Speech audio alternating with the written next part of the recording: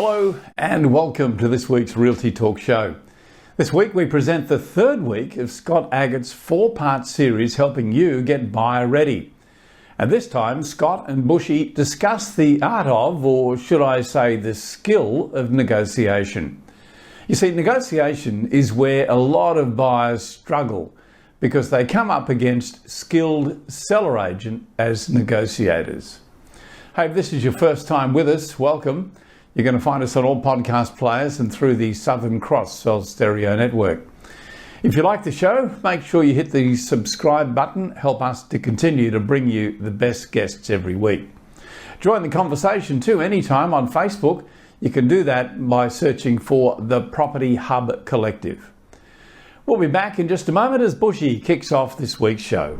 Property deductions can save you thousands of dollars each year. To make sure you maximise deductions, you need to work with the most experienced quantity surveyor in the country. BMT Tax Depreciation is the leading specialist in the industry. They've completed over 700,000 tax deduction schedules for residential investment and commercial properties Australia-wide. BMT guarantee to find double your fee in the first full financial year deductions. Call BMT on 1300 728 726 today for an obligation-free quote. Realty Talk and your host, Bushy Martin. How good are you at negotiating? If you only do it very occasionally, then chances are you may not be as good as you think you are, especially when you're up against a professional that's doing it every day of the week, like a selling agent when you're trying to buy your next property. Because your skill in this critical area can make or break your property outcome. In our last Buyer Ready session, number 2, we covered the art of how to analyse property. And this week, we focus on the heart of negotiation with expert negotiator Scott Aggett from Hello Haus, who's generously sharing his expert skills honed over thousands of property deals, which means he and his team speak agent language and know how to handle agent games so you don't have to. So, welcome back, Scott. Hey, Bushy, this is going to be a good one. I'm excited. Me too. I love this subject, mate, and having spoken to you many times before, I know how good you are in the whole negotiation process. So to kick that off and to sort of set the scene, Scott, what mistakes do buyers make when negotiating on a property? Mate, I think they're unprepared. They're unprepared is the biggest one. I think we've covered off in a couple of sessions already in this series about getting to the table with finance approval, being in a position to actually act. So I think that's a really big one. Second one is being uneducated about the buying process. So they're really not sure what's going to happen, in what order and at what speed, because I think that's when an agent knows that they've got a deer in the headlights and they can turn the screw if they have to and make you overpay. Third thing is what we've discussed in the last series, or last episode of the series, which is a deep understanding of a property's value and really understanding of how to analyse something on the run without getting caught up and misled by the agent price positioning. Yep. And then just into the nuts and bolts of a deal, like when to. I guess the easiest way to say this is when to hold them, when to fold them, Bushy. Like when to use a certain line, when to understand that an agent is bluffing, how to understand what your buy depth is going to be, knowing where to start a negotiation in terms of price and what the negatives are, doing it an alternative way, and then having the confidence to be able to, hold your ground when the agent is going to consistently have a crack at you multiple times before the deal finally gets over the line. So there's a lot to unpack there. I've missed hundreds of different steps I would go through as well, but they're some of the big things that I think an inexperienced buyer and even someone that's done it 10 or 15 times is just not going to be able to compete against a skilled agent. Totally agree. Now, in your Buyer Ready course, you refer to the Hello Haus golden 95 to 97% rule when it comes to negotiating. What's that all about? Mate, that's a secret sauce. You need to pay me for access to that. Whet our appetite, mate. Whet our appetite. Exactly. No, I'm happy to give it all away here. So look, that's born out of, as you introduced me, thousands and thousands of transactions that I've done, and where I start an offer and where I end an offer, and just really tracking all those results and working out what the best strike rate is going in at X number or X the way towards where you end up. So how we really determine that is we spend a lot of time on the analysis, like really understanding what the asset's worth. So once we've done that and we've got absolute confidence around what the number is, I then ask my customers to set me the target price. Now, the target price is what we call the line in the sand, the absolute maximum you're prepared to spend, and where you wouldn't pay $1 more bushy for the property, and you know at that level there's no value and you're happy to miss out. So once we play that process out with our customers, and if you're doing it at home, if you're really honest with yourself or yourself with your partner about what it is that you're prepared to go to, and there's a huge variance often in the same house, bushy. This is where the gloves are on, and you've got to work out who's prepared to pay what for a property and who's prepared to walk away. Yeah. But once you've got that number, typically I offer 95 to 97% of the way there with my first offer. Now, there's a couple of reasons why. One is, if you're going to get low-balling offers to agents, the very likelihood of that is you're going to get turned away. If you get turned away, you learnt nothing in the negotiation. So that's a problem. The flow on from that is that you're going to end up starting to have to bid against yourself. Now, the more you bid against yourself, the agent knows that you're emotionally invested in the property. And now that they've said no and you've come back for a second bite of the cherry, they're more likely to keep saying no while you keep showing your cards and going up in price. So that's the wrong way to do it.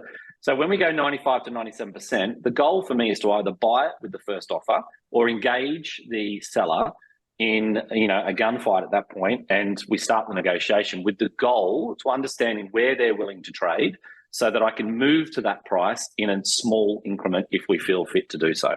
And of course we do, because it's still going to be a fair percentage below what we think the property is actually worth. So that allows me to move with speed. It allows me to engage the seller, and it forces their hand often to make a decision. So let's use this in a real life example, Bushy. Because this plays out for me 5 days a week. Yeah. You're going to come to me and say, I want to buy 12 Smith Street. It goes to auction in 4 weeks' time. It's just come on the market on Saturday. Went through and had a look at it. Really love the property. Guide price is over 900 grand.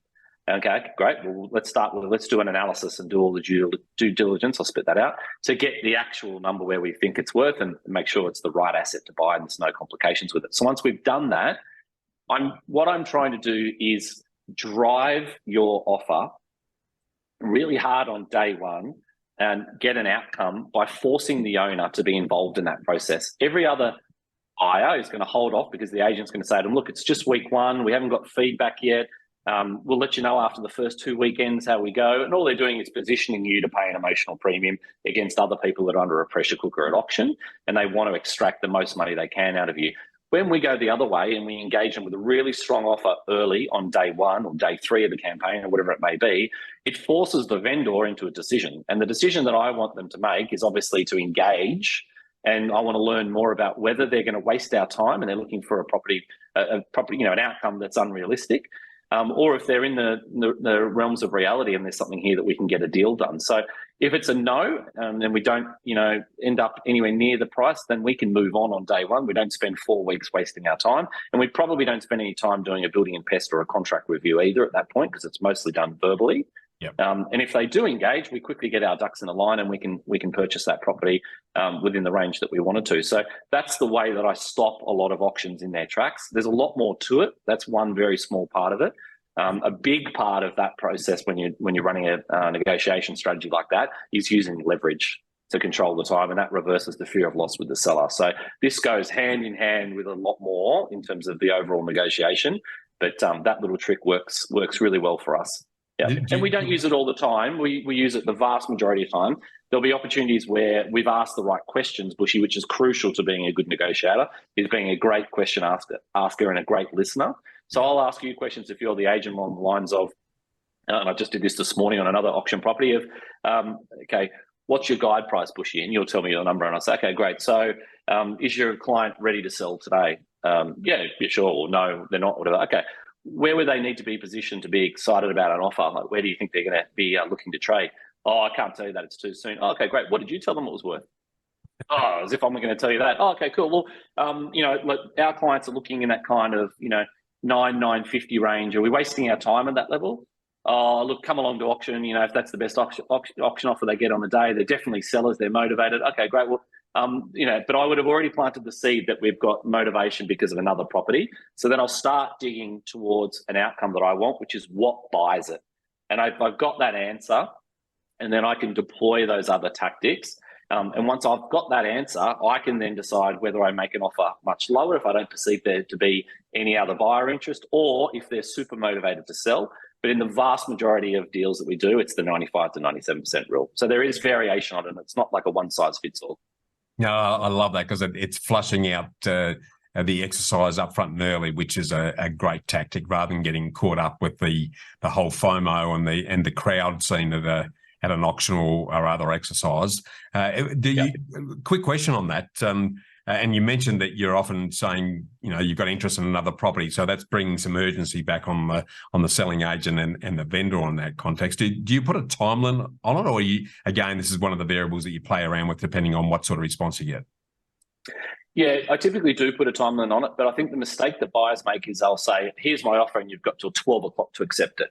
That's just a red flag to a bull as an agent. That's almost, to me as an agent, I'd say, great, well, I'll call you at 12 when I've sold it to someone else. Like, it's kind of like you're not going to dictate terms to me because I'm the boss in this situation. And any good agent's going to control their campaign because they are in control of it, start to finish, representing their seller. So the better way of doing that, Bushy, would be to say, and the first phone call from me might be something like this: Bushy, we love 12 Smith Street. Thanks for showing, Susan and Peter through there on Saturday. Really like the property.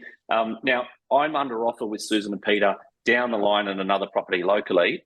We've actually been under offer since late last week. That agent is giving us massive pressure, or the seller is giving us a lot of pressure, that if we don't exchange by 5 o'clock Wednesday afternoon unconditionally, they're going to put it on the open market. So they're putting a gun to our head, really. And it's not us, it's them. I'm in a position where this is their preference, and it's really important to say this property is their preference, because if agents get a sense of you just playing us off, multiple different properties, they're like, whatever, go and buy the other one, dickhead. So it's like, this is our preference. It's just that we obviously saw it too late. We'd already been down that line of getting offer and acceptance on the other property. So they're in a position where they're going to make you a really great offer here today, and if we can make it work, awesome. If not, no problems. We'll jog on and we'll go and buy the other property. But this is the one that we really want to go for. So in lieu of that, we're seeing value at X level. I would have had the conversation already around what buys it and those other things to establish what the vendor wants before I then start to go into the dialogue around where they sit on price.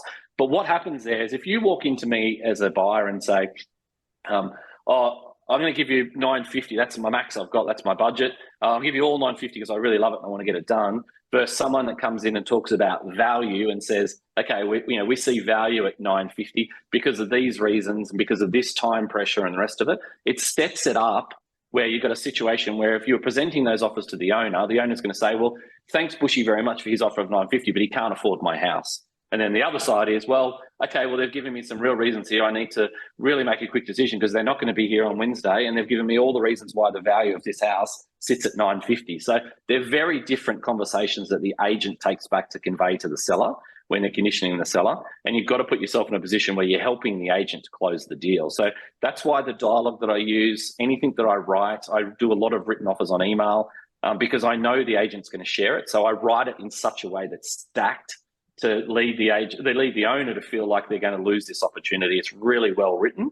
And I know that the agents are lazy and they'll send it straight to their owner because it's doing their conditioning for them. I'm saying what they can't say to their client in week one without risking getting their client's nose out of joint. So without being disrespectful for the client, but I position it in such a way that it helps us and it's an advantage. So there's a whole system here, and a lot of it is, what do I deploy at the right time that's going to be the highest percentage play to close this? And so this is very much a learnt skill, Bushy. It's I've made lots of mistakes over the years, and then you start to piece this puzzle together about, what the agent's going to say to you now. And I can almost word for word tell you what an agent's going to say on a particular call at any certain point in the negotiation, because they're so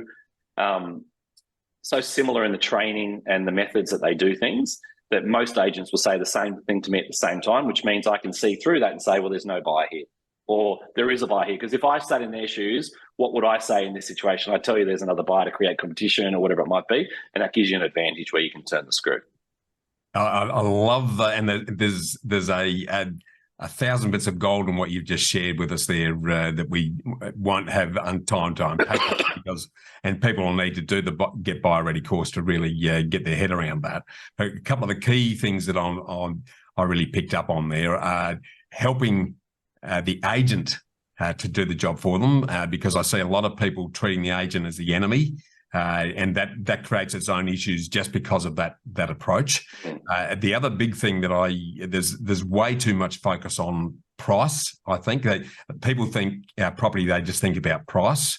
As you know, there's 1,000 other things that are important in the negotiation process to achieving an outcome. Can you share what some of those things are over and above price, and some of the approaches that can assist you put your offer ahead of someone else's? Yeah, well, I think we've touched on a few of them there. We talked about leverage. We're leveraging another property. We're talking about reversing the fear of loss, so putting the pressure back on the seller to make a decision rather than them having all the cards. We talked about how we can condition the agent and condition the seller with the dialogue that you use and the words, because words mean a lot. They hit hard if you do it right. So there's a few things like that. But in terms of the nuts and bolts of a deal, then you're looking not just at price, you're looking at settlement dates, you're looking at inclusions, exclusions with furniture. I'll give you an example of this. We bought a property a couple of weeks ago for $3.15 million in Sydney. And we had two buyers, us and another party, prior to auction, going head to head. So we both got to the same price, 3.15. But I'd asked all the questions about what the owner wants. And the owner wanted a very particular settlement date, which my clients were happy to do. And they wanted to leave about $30,000 worth of furniture. Now, that is a rare thing, but they wanted to leave like outdoor kitchen and outdoor furniture and outdoor heaters and things, because they were moving to Queensland and they'd already bought and they didn't need any of it and they had nowhere to get rid of it. So it was important for them to stay, and they wanted it. It was important for them to keep it because they had everything custom designed, done for that house. And they wanted the new owner to walk in and it was being turnkey for them. So knowing that, we made an offer that included those things and worked with their settlement date. The other offer, didn't ask any questions. The agent told me this and said, we want a February settlement, not December the 1st or 2nd or whatever it was.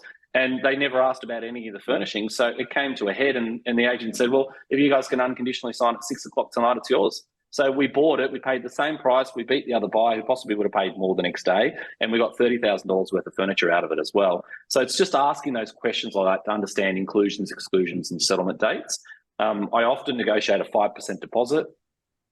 In different states, that might be a much smaller deposit. Like sometimes we exchange in Queensland with $2,000 total for the whole time. Yeah. So it's about working out cash flow for your client and risk and those things as well to cover off on those basis. There's a lot that goes into it, Bushy, and contract amendments, which we'll talk about, I know, in the Transact section as we get further into this series. But that's another thing that is very relevant in the negotiation as well. We're talking about, deleting or releasing deposits and deleting the clause that is to include a release of deposit. So there's, it can go either way. There's, penalty interest in the contract as well that you want to strike out or strike down.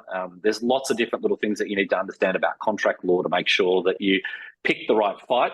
For example, many times, too many times that I can remember over the years, I would have clients that got their price when I was selling a property for them, got their terms in terms of settlement and deposits and the rest of it, but wouldn't budge on stupid contract terms. So they wouldn't budge on reducing penalty interest from 12% to 8%, or the cost of sending a fax to someone or whatever from $6 to $4, or whatever the silly things were down in the weeds, and to risk a $2 million sale or whatever it was, because they're just doing it out of spite. So you've got to know when you're buying a property when to hold them and when to fold them. There's a few things like that a solicitor will say to you, you should not release the deposit, it's high risk. And then you just got to weigh that up. Well, they've put that in the contract. They can't sell it to me unless they have the ability to have an onward purchase. So if I strike that out, it's basically going to mean I miss the property. You got to weigh up the risk versus reward in those situations. So those types of things are really common for me in a negotiation to understand upfront before I start the process too. Yeah, and the take home I'm picking up from what you've shared with us, there's a whole raft of negotiation opportunities that aren't just about price. You just need to be smart about understanding what's important to both the vendor and the selling agent to assist you in that regard. Now, we touched on this already, but I'd like to dive in a bit more. What are your thoughts on conditional versus unconditional offers? Yeah, really important. And this is a constant battle for us in our office day to day as well. It's funny, Bushy, I mean, you're incredibly in tune with the mortgage market.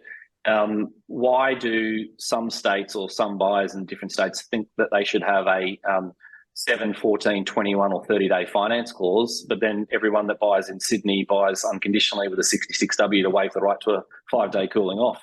Like, as an agent for 25 years, I would never let you buy anything conditionally from me. I would say to you, Bushy, that's great that you want to buy that property. It's great that you want to pay that price. Go away and do your building and pest inspection and your due diligence. And when you're a real buyer, come back and sign a 66W on your contract.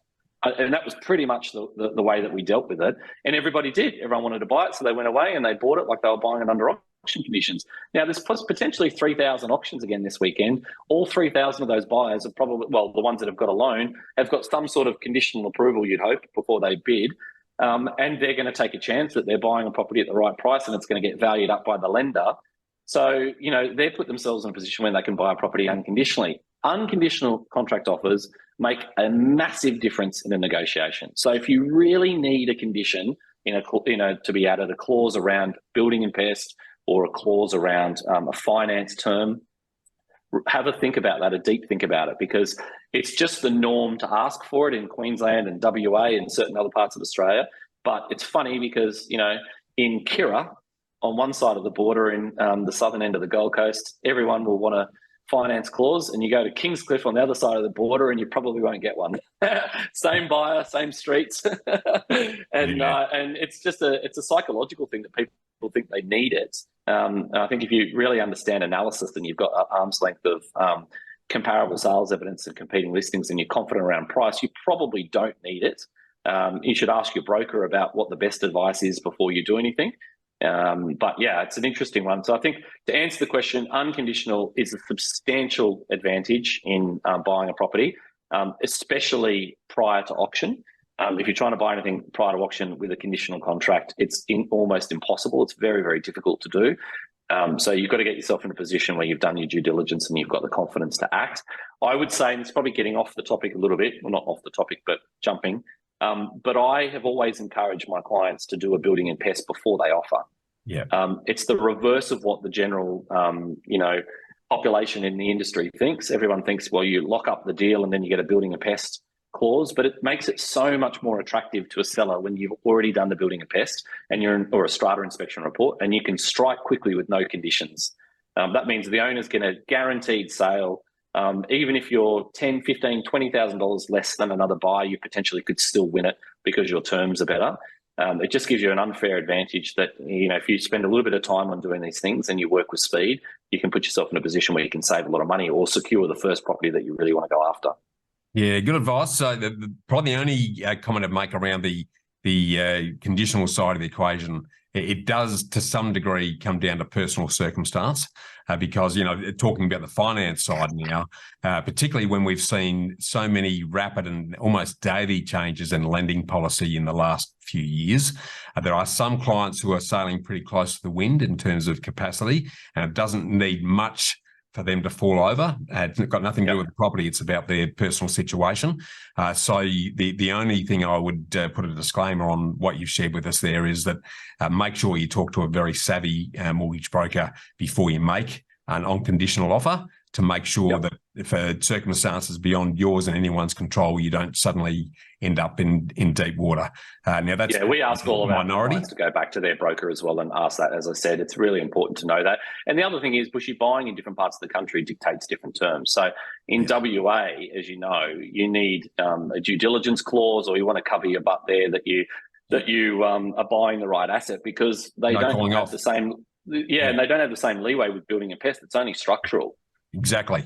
So even, we bought a house recently and it had termite damage in the stumps, but it was determined not to be structural damage. So they replaced the termite affected stumps, but you couldn't back out of that contract. Now, had those termites gone further into the house, you'll never know. It's a punt really that you've got to take. I mean, that's true in anywhere there's been termite damage before. There's some element of risk, but in WA in particular, then you've got to cover yourself. So horses for courses, mate. But generally speaking, if you can make an unconditional offer, you're going to be in a much stronger position. 100%. From a selling agent perspective, that gives them a lot more confidence that there's not going to be an issue with the deal. So he's more likely, he or she is more likely to lean in that direction than someone who has got any form of condition. So very good point there. Successful property investment is a game of finance. Do you have the right team and the right game plan? Realty Talk is brought to you by Know How Property. More than mortgage brokers, Bushy Martin and his team of investment architects set you up with a sustainable strategy structured to lower your costs, tax, risk and stress while increasing your capacity for growth. Know How has helped over 1,900 homeowners and investors secure more than $800 million in property wealth. So get set to live more, work less, and live your legacy. Want to know how to invest in your freedom? Visit knowhowproperty.com.au. This is Realty Talk, powered by realty.com.au. Now, I now want to turn to the sort of different ways of buying and selling property, Scott, and I'd love your thoughts on approaches and tips that buyers need to consider when it comes to auction, private treaty, best offer buy, and sealed bid offers, if you can take us through that. Yeah, sure. Okay. Well, I mean, auctions is an interesting one because you're going to deal with those in most parts of the country.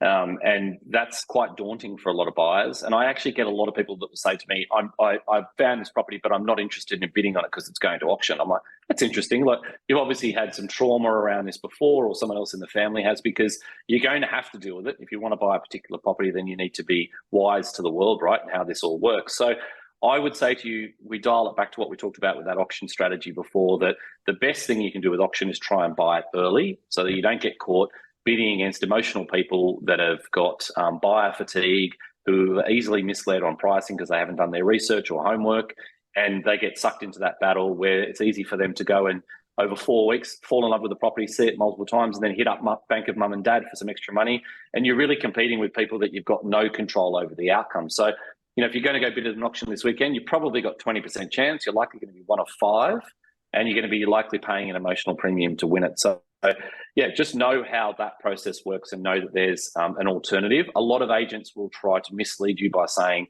it can't be bought prior, it's got to go to auction. Unless there's very specific legal reasons, that's just them saying, go and queue up with the other monkeys and I'll see you in 4 weeks' time and I'll extract an emotional premium out of you under a blowtorch of pressure. And that's what they want to do. They want their 4 weeks of sunshine to build their profile. It's very much a deliberate strategy, and it gives them the best chance to create competition and get you under that pressure cooker situation. It also gives them 4 weeks to condition a seller who they're very likely overpromised a price up front to win the listing. Give them 4 weeks of no offers, which is why they tell you there's no offers and it's got to go to auction. And then you all turn up on a Saturday, the vendor's panicking because they haven't had any interest in their house. They get a low reserve, and the buyers are all revved up because there's lots of interest and they overpay, and that's how they marry those deals up on the weekend. So auctions are fraught with danger, but you have to compete at those if it's the right property. So just be prepared for that. Yeah. Expressions of interest, I sold a lot via auction and EOI when I was an agent. I liked it because of the murkiness. You know, I would bring you in, Bushy, and another 4 people into my office on a Tuesday by 4 o'clock or whatever it was with my deadline. Sealed bids is the same thing really as expressions of interest, pretty much. And I would say, okay, Bushy, you've made an offer of $600,000. It's triggered a sale. My owners are happy to accept that if that's the highest offer they get. I'm only accepting unconditional offers. So I want you to come in, and there's going to be 3 other people that are competing against you. If you come in and pop your offer in an envelope or email me your EOI before 4 o'clock, and I'll let you know who's the successful buyer after that. And what you'd end up with is Bushy at 600, someone at 605, someone at 612, someone at 637, and someone at 745. And the beauty was I would ring the people at 745 and say, congratulations and well done, you know, Joanne, you priced this within, you know, perfection. You're $5,000 above the last buyer that was just underneath you, and you just got there. Well done. You've done so well to nail it. So my job is to make you feel like you didn't overpay, but in the meantime, you've just overspent by, you know, 107, 108 grand over the next best buyer. So you've got to be really cautious about dealing with sealed bids and EOIs. And the same thing applies to anything. Do your homework. Understand where the line in the sand is, where your target price, your walkaway number is. And a really good little game that I play, Bushy, with our clients that are going to bid at auction or they're going to make an offer on a property is to say, okay, Bushy, Sonia, you've probably got varying degrees of what you want to spend on this. You know, our analysis says it's 600,000. Where do you want to draw the line to set as a walkaway price for the auction tomorrow? 580, and then Sonia might say 620. Okay, well, let's try and get, to the same level. Let's just say it's 620 that you guys arrive at. Okay, great. Well, let's play this game. So if the agent says it passes in at 620 and comes over to me and says, for 630,000, you can buy this right now, but there's no further negotiation. What do you do? Over to you, Sonia and Bushy, and I just shut up. And you were like, oh, look, we'd go to 630 if we could get it done. Great, that's your target price. Let's keep going. At 640, the agent comes over and plays the same game. Where are you going? Oh, I wouldn't want to pay 640, but look, we probably have to just to get it done. We're sick of it. We've been looking for 3 months. Great, 640. And this goes on, and you've got to do this. You've got to do this because you'll realise that Sonia's on a different page to you, or you're on a different page to Sonia, and that your target price is actually a lot further than what you think. Because what you don't want when you're in this EOI or an auction standing there on bidding on the day is to look at each other and keep going, oh, yep, more above where you just told your wife or vice versa that you were going to stop. So that's just going to create massive problems. And it's where people get caught bidding just blindly in the dark and overspending and get carried away emotionally. So it all starts with a clear and definitive idea of where the line in the sand is. And then you can make a judgment call on where the interest has been in the property so far, where the agent says they've engaged a trigger point, and make a decision on how hard you're going to go from there. What you want to be able to do, though, is say, okay, if the agent rings me back at 4:10 and I've lost, I'm confident that someone overpaid or I didn't see value.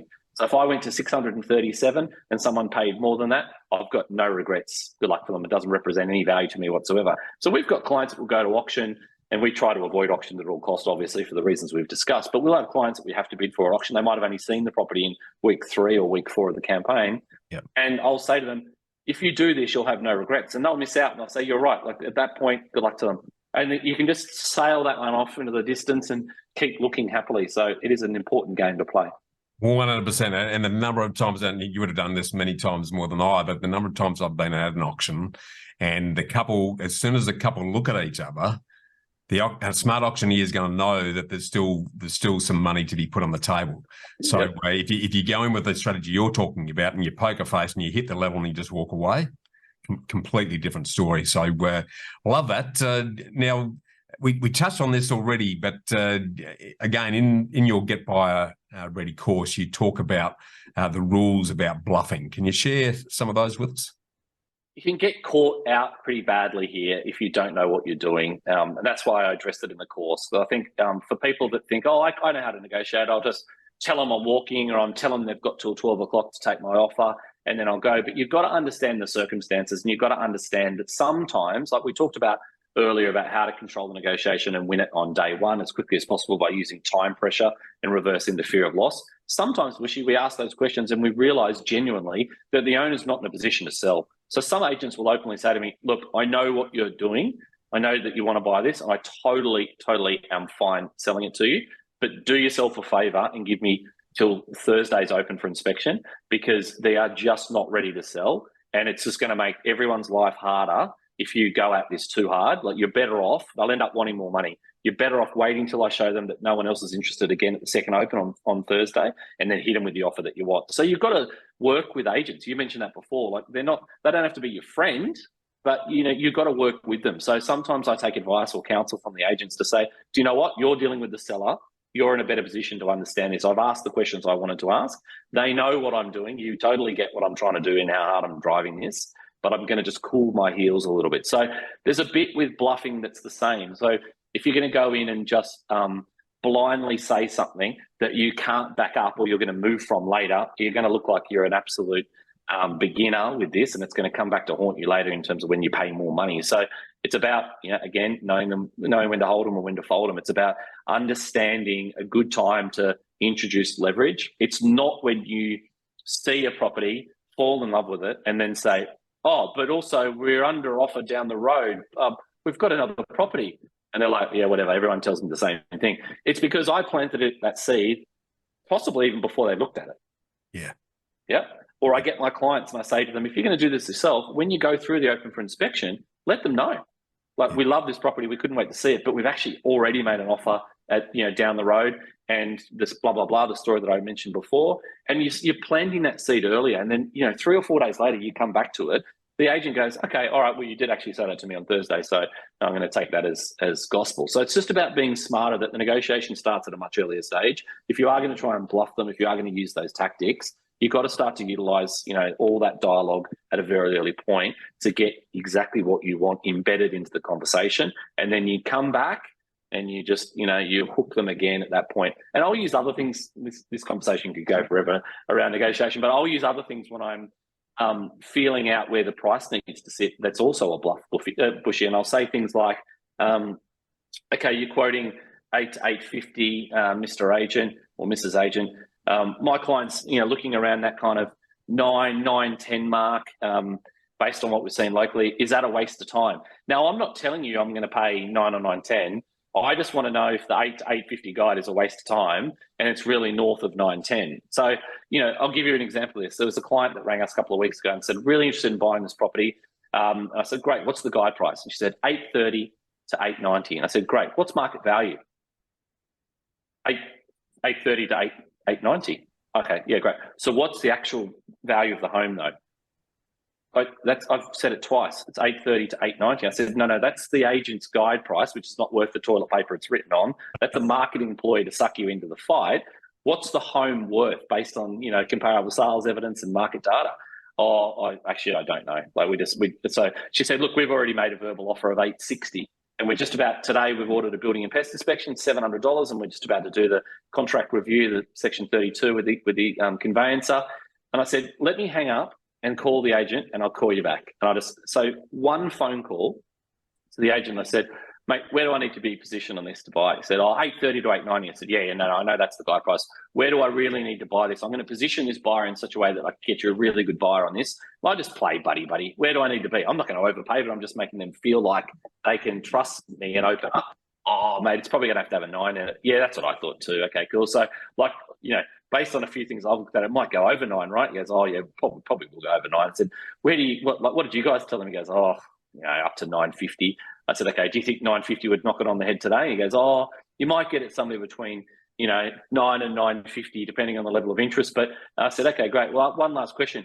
What's the highest offer you've knocked back already? He said 860. So from another buyer, that wasn't the buyer. They'd already had 860 back from another buyer. So my client that I was talking to is already out on that property. They just hadn't asked the question. So they're about to spend, $1,000 or whatever on all that and all their time invested in the process, and they never had a fighting chance from the very start. So yeah, it's asking those questions and, baiting. I'm baiting the whole time just to get the information out of them that I want to. And that just makes, all of the guesswork go out of it. And that's why I said to you, I don't use a lot of comparable sales data, because you get to a quick view of, well, what's the owner actually want? What did you tell them and where are they willing to sell? Then the rest is down to what we think it's worth. Beautifully said, and I love the way that the approach is everything. With the example you've just given us is a great live example, really, of asking the same question in 5 different ways and asking them quickly enough and keeping them on the go. So eventually, you get the answer that you're looking for by repositioning to get the same information. So that's a real skill right there in itself, I think, Scotty. So yeah. Look, I know we could talk forever on this subject, and all I can say is that there's this and a whole lot more in the Buyer Ready course. I want to thank you again for these awesome negotiation tips, mate. And again, I suggest that anyone who's looking for further negotiation assistance on their next property reaches out to you and your team at hellohaus.co. That's HELLOHAUS.co, hellohaus.co, by clicking on the link in the show notes. And given the challenges of successful negotiation, if anyone listening is still not confident to negotiate and are concerned about the stress of paying an emotional premium, I suggest they reach out to you or one of your team of experts to discuss how you can do that for them.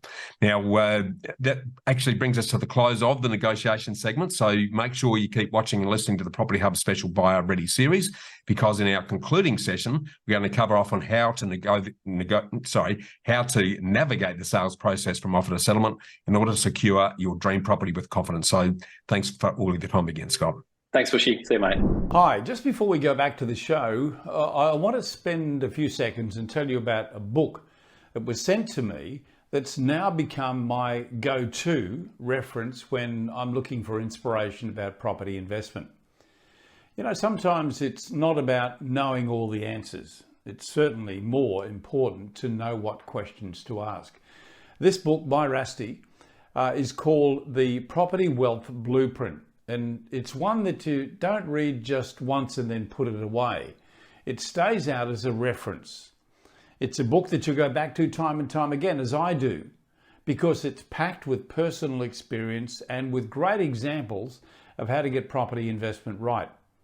It's very frank, it's to the point. And as you can see here, I've needed to bookmark several points, and I can tell you that it's a constant companion on my desk here. The remarkable thing is that it's absolutely free on Rusty's website, getrare.com.au. Get Rare. It's a gateway to a richer life. The website there for you again, getrare, rare.com.au. So get this book, get it for yourself. Realty Talk exclusive to the Property Hub. And that brings us to the end of this week's show. Thanks to Scott Aggett for more tips to get you buyer ready. Scott rejoins Bushy again next week for the final part of our 4-part series, and next week they're going to add the final brick to the negotiation wall, so to speak. Make sure you don't miss a single episode of Realty Talk or Bushy's Get Invested podcast delivered to you each and every week. You can do that by subscribing to the Property Hub now on your favourite podcast player or wherever you're listening to or watching this show. Also, make sure you join the conversation anytime on Facebook at the Property Hub Collective. Thanks to our supporters and content partners, Realty.com.au, BMT, Tax Depreciation, Know How Property Finance, Get Rare Property and Apiro Marketing. I'm Kevin Turner, and on behalf of Bushy and the Property Hub team, we look forward to seeing you again next week.